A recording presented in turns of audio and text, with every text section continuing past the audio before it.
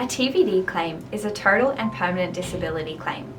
If you have an injury or illness that prevents you from working and you have TPD cover in your superannuation or in a separate insurance policy, you may be able to make a total and permanent disability claim. Many people ask, do I have TPD cover? Usually, you can check whether you have TPD insurance on your annual superannuation statement, or if you're not sure, by contacting your superannuation fund directly. Every superannuation fund has different rules and requirements for TPD claims, so it's important to know what your policy says and what cover that you hold. Many people ask, can I make a TPD claim? The answer is simple.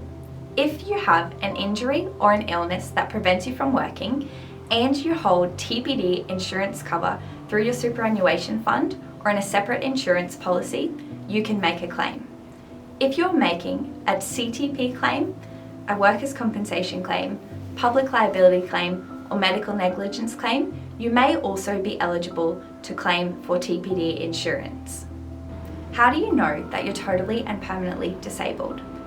Each superannuation fund has their own strict policy terms that set out when they think someone is totally and permanently disabled. Usually, they'll require medical evidence and evidence about your previous employment to determine whether you fit their policy terms. Usually, you have to establish that you are unable to return to your previous employment, or sometimes even establish that you will be unable to return to any employment for which you're reasonably trained, educated, or experienced in. Many people ask, how long does a TPD claim take? Usually, it's a pretty quick process, but insurers do have up to 6 months to make a decision on your claim. This all depends on the complexity of your claim, the details of your policy, and the attitude of the insurer. This is why it's important to have an experienced lawyer assisting you with your TPD claim. Many people ask, when should I make a TPD claim? If it seems unlikely that you will return to work, you should inquire about lodging a TPD claim. It's important to do this quickly as lots of super funds have waiting periods. For example, they require you to have been off work for a period of at least 6 months before lodging a claim. Or some superannuation funds even require that your medical condition or injury has reached medical maximum improvement or that your condition is stabilised before they will even consider your claim. So, what do you need to do to file a TPD claim?